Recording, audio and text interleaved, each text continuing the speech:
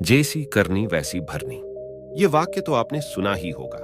अर्थात जैसे आप कर्म करोगे वैसा ही आपको फल भी प्राप्त होगा। लेकिन मेरा एक प्रश्न है, क्या आप इस बात पर यकीन करते हैं कि जैसा आप कर्म करेंगे वैसा ही आपको फल भी मिलेगा? अब आप में से अधिकतर लोगों के मन में यह प्रश्न जरूर उठ रहा होगा, क्योंकि इसमें पूछने वाली बात क्या है? यह तो सत्य ही है कि जैसे हम कर्म करेंगे वैसा ही हमें फल भी मिलेगा। लेकिन एक बार के लिए आंखें बंद करके अपने आप से यह प्रश्न कीजिए। देखिएगा कि आपको इस प्रश्न का उत्तर स्पष्टता से नहीं मिल पाएगा। कहीं ना कहीं आपके मन में एक संशय जरूर होगा कि क्या यह बात सच है या झूठ, क्योंकि आपने अपने आसपास तो ऐसे कई लोगों को देखा होगा जो लोग बहुत अच्छे कर्म करते हैं, बहुत अच्छे स्वभाव के होते हैं। वे कभी किसी का बुरा नहीं करते, किंतु फिर भी उनके साथ हमेशा बुरा ही होता है। वो लोग हमेशा दुखी रहते हैं, हमेशा परेशान रहते हैं। आपने कई बार ये भी देखा होगा, या फिर आप में से ही कई ऐसे लोग भी होंगे जिन्होंने अपनी परीक्षाओं के लिए जी तोड़ मेहनत की होगी, लेकिन फिर भी अंत में उनके हाथ निराशा ही लगी। तो इसका अर्थ क्या हुआ? क्या इसका अर्थ यह है कि जिन भी महापुरुषों ने इस कहावत को कहा है, क्या यह झूठ है? क्या वो महापुरुष गलत थे? नहीं। वास्तविकता तो यह है कि हम अपने कर्मों का लेखा जोखा समझ ही नहीं पाते, और इसी कारण हम ये सोचते हैं कि हम तो बहुत अच्छा कर्म कर रहे हैं, हम लोगों की भलाई कर रहे हैं, लोगों की मदद कर रहे हैं, फिर भी हमें न जाने क्यों हमेशा दुख और परेशानी ही उठानी पड़ती है। लेकिन आज की जो कहानी मैं आपके लिए लेकर आया हूं, इस कहानी के माध्यम से आप ये समझ जाएंगे कि आखिर कर्मों का ये लेखा जोखा हमारे जीवन पर किस प्रकार प्रभाव डालता है। एक समय की बात है, एक गांव में दो भाई रहा करते थे। दोनों ही कुशल थे, किंतु उनमें से एक बहुत ही क्रूर और चालाक था। उसने धोखा देकर अपने छोटे भाई की सारी जमीन जायदाद अपने नाम करवा ली थी, और छोटे भाई के नाम पर कुछ भी नहीं बचा था। उसे तो बस एक टूटी फूटी झोपड़ी मिली थी, जिसमें वह और उसकी पत्नी रहा करते थे। उसकी पत्नी भी हमेशा बीमार रहती थी, और उसे तरह तरह की यातनाएं, पीड़ाएं और समस्याओं का सामना करना पड़ता था। छोटा भाई बहुत गरीब था, उसके पास पैसे भी नहीं थे ताकि वह अपनी पत्नी का इलाज करवा सके। लेकिन वह बहुत शांत स्वभाव का था, अच्छी प्रवृत्ति का था। इस कारण वह कभी किसी से क्लेश नहीं करता था, ना ही किसी के लिए बुरा सोचता था। वह कभी किसी का बुरा नहीं करता था। फिर भी उसके मन में हमेशा एक प्रश्न रहता था। वह हमेशा अपने आप से कहता था, हे ईश्वर, मैंने कभी किसी के साथ बुरा नहीं किया, कभी किसी का बुरा नहीं सोचा, फिर भी आखिर मेरे साथ इतना बुरा क्यों होता है? मेरी पत्नी हमेशा बीमार रहती है, मेरे बच्चों को 2 वक्त का खाना तक नसीब नहीं होता, और मैं चाहकर भी अपने परिवार को एक अच्छा जीवन तक नहीं दे पा रहा। आखिर ऐसा क्यों? वहीं पर दूसरी तरफ मेरा भाई है, जो बहुत धूर्त है, चालाक है, घमंडी है। उसे देखो, वो अपना जीवन कितने ऐशो आराम के साथ जी रहा है। उसके पास ढेर सारा धन है, रहने के लिए अच्छा मकान और खाने के लिए अच्छे अच्छे पकवान है। वह तो अपना जीवन मजे में जी रहा है, और मैं यहां पर घुट घुट मर रहा हूं। उसे कोई परेशानी नहीं, और मेरी परेशानियां खत्म होने का नाम ही नहीं लेती। यह सोचता हुआ वह इस विचार पर पहुंचा कि लगता है बुरे कर्मों का फल ही अच्छा होता है, और अच्छे कर्मों का फल अच्छा नहीं मिलता है। और देखते ही देखते यह बात उसके मन में घर करने लगी थी। ऐसे ही कई दिन बीत गए, और अब छोटा भाई और भी ज्यादा परेशान रहने लगा था, क्योंकि उसकी पत्नी की तबीयत ठीक होने का नाम ही नहीं ले रही थी, और उसके सामने तरह तरह की परेशानियां खड़ी थीं, जिन्हें देखकर वह मन ही मन रोता रहता, परेशान होता। एक दिन की बात है, वह किसी काम से दूसरे गांव की ओर जा रहा था। तभी उसकी नजर एक साधु पर पड़ी। वह साधु एक द्वार पर खड़े होकर भिक्षा मांग रहे थे, और वह हमेशा केवल एक ही बात कह रहे थे, तेरे कर्म तेरे हिस्से, और मेरे कर्म मेरे हिस्से। जब छोटे भाई के कानों में यह बात पड़ी तो उसे बहुत क्रोध आया। वह तुरंत ही उन साधु के पास जा पहुंचा और उनसे कहने लगा, हे गुरुवर, मैं आपको कब से देख रहा हूं। आप केवल एक ही बात कह रहे हैं, तेरे कर्म तेरे हिस्से और मेरे कर्म मेरे हिस्से। क्या यह सत्य है? इस बात का जवाब देते हुए वह साधु कहते हैं, हाँ, यह बिल्कुल सत्य है। क्या तुम्हें इस पर यकीन नहीं? तभी वह छोटा भाई उन गुरु से कहता है, हे गुरुवर, लगता है आपको कोई भ्रम हो गया है। मैंने अपने जीवन में कभी कोई बुरा कर्म नहीं किया, ना ही मैंने कभी किसी के बारे में बुरा सोचा, ना ही किसी का बुरा किया। उसके बाद भी मैं हमेशा परेशानियों से घिरा रहता हूं। तकलीफें दिन बेदिन मुझे और परेशान कर रही है। मुझे तो आज तक मेरे अच्छे कर्मों का कोई अच्छा फल नहीं मिला। फिर आप ये कैसे कह सकते हैं कि अच्छे कर्मों का फल अच्छा मिलता है? मेरी पत्नी हमेशा बीमार रहती है और मेरे घर में खाने तक के लिए पैसे नहीं हैं। यहां तक कि मेरे बच्चे भी भूखे रह जाते हैं। और फिर भी आप कहते हैं कि अच्छे कर्मों के फल अच्छे मिलते हैं। तभी वह साधु बड़े ही शांत स्वभाव से उस व्यक्ति से कहते हैं, लगता है परिस्थितियों ने तुम पर बहुत गहरा प्रभाव डाला है। ऐसा प्रतीत हो रहा है कि तुम परिस्थितियों के आगे हार मान चुके हो और इन कठिन परिस्थितियों ने तुम्हारी सोच को भी बदल दिया है। इसी कारण तुम ऐसा कह रहे हो। इस पर वो व्यक्ति कहता है गुरुवर, ऐसा लगता है कि खुद परिस्थितियों से हार कर दूसरों के घर भिक्षा मांगकर भोजन ग्रहण कर रहे हो और मुझे कहते हो कि मैंने परिस्थितियों के सामने हार मान ली है। मुझे आपका यह भाषण नहीं सुनना। मैं जा रहा हूं। तभी उसे रोकते हुए वो साधु उस व्यक्ति से कहते हैं, ठीक है, तुम चले जाओ, लेकिन उससे पहले मेरा एक काम कर दो। वो व्यक्ति कहता है, अरे, मैं कोई काम नहीं करने वाला, मैं तो जा रहा हूं। तभी वो साधु कहते हैं, बेटा, मैं जानता हूं तुम्हारे मन में क्या प्रश्न है। तुम इस बात से परेशान हो कि तुमने अच्छे कर्म किए और उसके बाद भी तुम्हें अच्छे फल नहीं प्राप्त हो रहे। लेकिन क्या तुम इस प्रश्न का जवाब नहीं जानना चाहते? क्या तुम ये नहीं जानना चाहते कि तुम्हारे साथ ऐसा क्यों हो रहा है?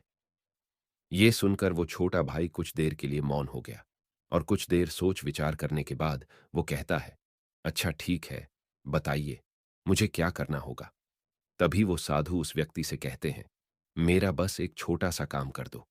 कल सुबह सुबह तुम मेरे लिए कुछ फल लेकर मेरे आश्रम आ जाना और जब तुम वहां पर आओगे तो मैं तुम्हें तुम्हारे प्रश्नों का उत्तर तुम्हें दे दूंगा और तुम्हें यह भी समझ में आ जाएगा कि तुम्हारे साथ ही ऐसा क्यों हुआ। इतना कहकर वह साधु अपना भिक्षा पात्र लेकर वहां से अपने आश्रम की ओर चलने लगे। लेकिन वह व्यक्ति कुछ देर के लिए वहीं पर खड़ा रह गया और यह सोचने लगा कि क्या उसे फल लेकर उन गुरु के आश्रम जाना चाहिए या नहीं। यही सोचता हुआ वह घर लौट आया।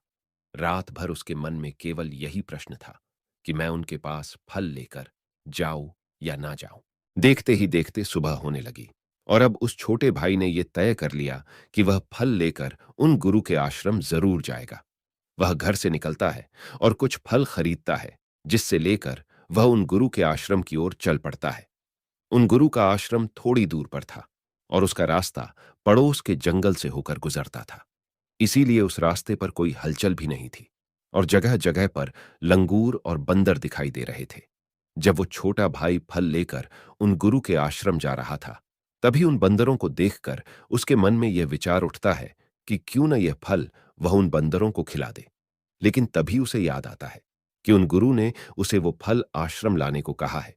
इसीलिए वह जैसे तैसे अपने मन को मनाकर उन गुरु के आश्रम की ओर चल पड़ता है और देखते ही देखते कुछ देर में वह उन गुरु के आश्रम पहुंच जाता है। वह उन्हें प्रणाम करके उनसे कहता है, ये देखिए, मैं आ गया और जैसा कि आपने कहा था कुछ फल लाने के लिए वो भी मैं लेकर आया हूं। अब तो मुझे बता दीजिए कि आखिर मेरे साथ ही ऐसा क्यों होता है। तभी वह साधु मुस्कुराते हुए उस व्यक्ति से कहते हैं, बताता हूं, बताता हूं, लेकिन उससे पहले तुम मेरे एक प्रश्न का उत्तर दो। तभी वह व्यक्ति कहता है, कौन सा प्रश्न? तभी वह साधु कहते हैं, जब तुम मेरे आश्रम की ओर आ रहे थे और तुम्हारे मन में जब यह विचार उठा कि तुम यह फल उन बंदरों को खिला दो, तो तुमने ऐसा क्यों नहीं किया? यह सुनकर वो व्यक्ति बड़ा आश्चर्यचकित हुआ। उसे यह समझ ही नहीं आ रहा था कि आखिर जो विचार उसके मन में उठा था वो उन साधु को कैसे पता चला। तभी वह व्यक्ति दोनों हाथ जोड़कर उन साधु से कहता है, गुरुवर, ये बात तो मेरे मन में थी, किंतु आपको कैसे पता चली कि मैं बंदरों को फल खिलाना चाहता था? तभी वह साधु मुस्कुराते हुए उस व्यक्ति से कहते हैं, बेटा, जरूरी ये नहीं कि मुझे ये बात कैसे पता चली, जरूरी तो ये है कि तुमने उन बंदरों को ये फल क्यों नहीं खिलाया। वो व्यक्ति कुछ देर के लिए सोच में पड़ गया और उसने हड़बड़ाते हुए उन साधु को जवाब दिया कि क्योंकि आपने मुझे ए फल आपके पास लाने के लिए कहा था। तभी वह साधु उस व्यक्ति से कहते हैं, बेटा, जिस तरह से एक बछड़ा हजारों गायों में भी अपनी मां को ढूंढ ही लेता है, ठीक उसी प्रकार कर्मकर्ता को ढूंढ ही निकालता है। जैसे कि यह कर्म मेरे हाथों से ही लिखा था कि मैं ही इन बंदरों को ये फल खिलाऊंगा, इसलिए तुम ये फल उन बंदरों को ना खिला सके, और यह फल तुम मेरे पास लेकर आए। इतना कहकर उन साधु ने वह फल उन बंदरों को खिलाना शुरू कर दिया। लेकिन वह व्यक्ति अब तक उन साधु की बात का मतलब नहीं समझ पाया था। वह उन साधु से कहता है, हे गुरुवर, आप क्या कहना चाहते हैं? मुझे आपकी बात कुछ समझ नहीं आई। कृपया करके मुझे साफ और स्पष्ट तौर पर समझाएं। तभी वह साधु मुस्कुराने लगे और उस व्यक्ति से कहते हैं, हम मनुष्यों को हमेशा से यही लगता है कि हम ही करता है और हम ही कर्म करते हैं, लेकिन वास्तविकता तो कुछ और है। यहां पर समझने वाली बात यह है कि कर्म हमारा चुनाव खुद करता है। हम कर्म का चुनाव नहीं करते। यदि आप किसी काम को करने के योग्य हैं, तो कर्म आपको लाखों लोगों की भीड़ में से भी ढूंढ कर निकाल ही लेगा। इसीलिए जरूरी यह है कि कर्म करने पर नहीं, बल्कि योग्य बनने पर ध्यान दो। यदि तुम्हारा पूरा ध्यान केवल कर्म करने पर होगा, तो तुम कभी भी योग्य नहीं बन पाओगे और कभी भी कर्म तुम्हारा चुनाव ही नहीं करेगा। इस पर वो व्यक्ति कहता है, हे गुरुवर, योग्य बनने से आपका क्या मतलब है? आपका कहना है कि क्या मैं अपने परिवार का पालन पोषण नहीं कर सकता? तभी वह साधु उस व्यक्ति से कहते हैं, नहीं नहीं, मेरे कहने का अर्थ ये नहीं है। मैं तो तुमसे ये कहना चाहता हूं, योग्य बनने के लिए जिन कर्मों की आवश्यकता होती है, उसके लिए तुम्हें पहले छोटे छोटे कामों को करना शुरू करना होगा। और जब तुम उन कामों में निपुण हो जाओगे, कुशल हो जाओगे, इतने योग्य बन जाओगे, तो बड़ा कर्म, या फिर यूं कहें कि ये मुख्य कर्म, जिस कर्म के लिए तुम बने हो, वह कर्म तुम्हें ढूंढ ही लेगा और वह कर्म तुम्हारे पास खुद ही चला आएगा। उदाहरण की तौर पर तुम इन बंदरों को ही देख सकते हो। ये बंदर जब छोटे होते हैं, तब से ही ये पेड़ों पर चढ़ना सीखते हैं, गुलाटियां लगाना सीखते हैं, दौड़ना सीखते हैं, छलांग लगाते हैं।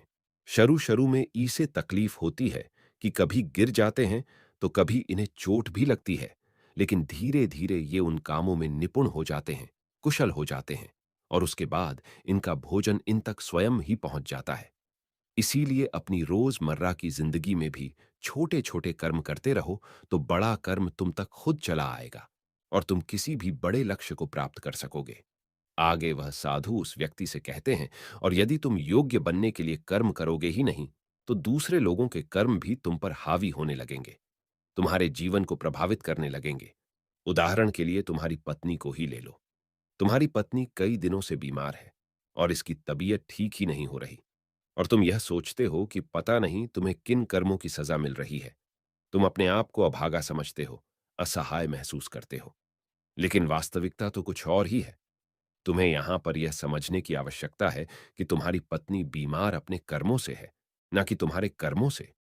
हो सकता है कि तुम्हारी पत्नी ने अतीत में ऐसा कोई कर्म किया हो जिसकी सजा वो आज भुगत रही है, और तुम्हारी पत्नी के कर्मों के कारण ही तुम्हें भी दुख झेलना पड़ रहा है, तकलीफें उठानी पड़ रही है, परेशानियों का सामना करना पड़ रहा है। और यही कारण है कि अधिकांशतर लोग अपने परिवार के कारण, अपने बच्चों के कारण तरह तरह के दुख झेलते रहते हैं, तरह तरह की परेशानियों का सामना करते रहते हैं। किंतु तुम्हें यहां पर यह समझने की आवश्यकता है कि यदि तुम इस योग्य होते, तुम्हारे पास इतने पैसे होते, तो तुम अपनी पत्नी का इलाज करवा पाते। और तो और ये भी हो सकता था, यदि तुम इस योग्य होते, तो तुम्हारा विवाह किसी दूसरी स्त्री के साथ हुआ होता, जो स्वस्थ होती। लेकिन तुम उस योग्य थे ही नहीं, और यही कारण है कि तुम अपनी पत्नी के कारण आज दुखों में डूबे हुए हो। किंतु अब तक कुछ भी नहीं बिगड़ा। यदि तुम अब भी योग्य बन जाओ, तो दूसरों के कर्म तुम्हें कभी भी प्रभावित नहीं कर पाएंगे। आगे वह सन्यासी उस युवक को चेतावनी देते हुए कहते हैं, मेरी एक बात हमेशा याद रखना, तुम्हें वह नहीं मिलता जो तुम चाहते हो, बल्कि तुम्हें वह मिलता है जिसके तुम योग्य हो।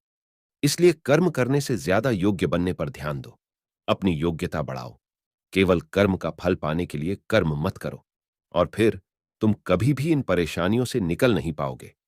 तभी वह व्यक्ति उस साधु के सामने दोनों हाथ जोड़कर उनसे कहता है, हे गुरुवर, आप हमेशा योग्य बनने की बातें कर रहे हैं, किंतु आप ये नहीं बता रहे हैं कि मैं अपनी योग्यता को किस तरह से बढ़ाऊं, ताकि मेरा मुख्य कर्म मुझे ढूंढ ले।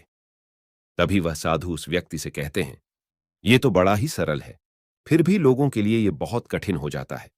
सबसे पहला उपाय यह है कि जो भी कर्म तुम कर रहे हो, उस कर्म को कर कर भूल जाओ। अर्थात योग्य बनने के लिए जो भी कर्म तुम कर रहे हो उसे याद ना रखो, उसे भूल जाओ। ये मत सोचो कि जो तुमने कर्म किया है उसका फल तुम्हें कब और क्या मिलेगा। इसीलिए तो कहा जाता है कि कर्म करो, फल की चिंता मत करो। यदि तुम्हारा मन हमेशा फल की चिंता में ही लगा रहेगा, तो इसका अर्थ ये हुआ कि तुमने वास्तविक तौर पर कोई कर्म किया ही नहीं। और हमें से अधिकांशतर लोग यही गलती करते हैं। उन्हें लगता है कि वह एक अच्छा कर्म कर रहे हैं, जिसका फल भी उन्हें अच्छा ही मिलेगा। उनका सारा ध्यान केवल फल पर होता है।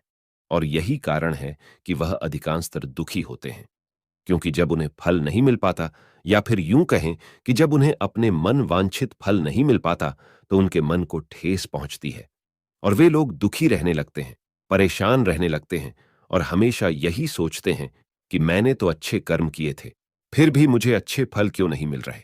और उनका यही सोचना उन्हें अपने लक्ष्य से भटका देता है। हाँ, आप यह जरूर कर सकते हैं, अपना कर्म करने के बाद उसका आंकलन जरूर करें, लेकिन फल की चिंता ना करें। तभी वह व्यक्ति उन साधु से कहता है, हे गुरुवर, आप कह रहे हैं फल की चिंता मत करो, लेकिन जो कर्म किए हैं उसका आंकलन जरूर करो। ये कैसे संभव है? तभी वह साधु बड़े ही शांत स्वभाव से उस व्यक्ति से कहते हैं, भंते, जब तुम कोई कर्म करते हो तो तुम्हारे मन में हमेशा फल की चिंता होती है, जबकि तुम्हारे मन में फल की चिंता ना होकर ये चिंता होनी चाहिए कि जो भी कर्म मैंने किए हैं, क्या उस कर्म में मैंने अपना 100% दिया है या नहीं। जब मैं वह काम कर रहा था तो मेरा ध्यान पूरी तरह से उस काम पर था या नहीं, कहीं मेरा ध्यान भटक तो नहीं रहा था। यदि तुम इन चीजों पर विचार करोगे या प्रश्न खुद से करोगे, तभी वास्तविक तौर पर तुम खुद का आंकलन कर पाओगे।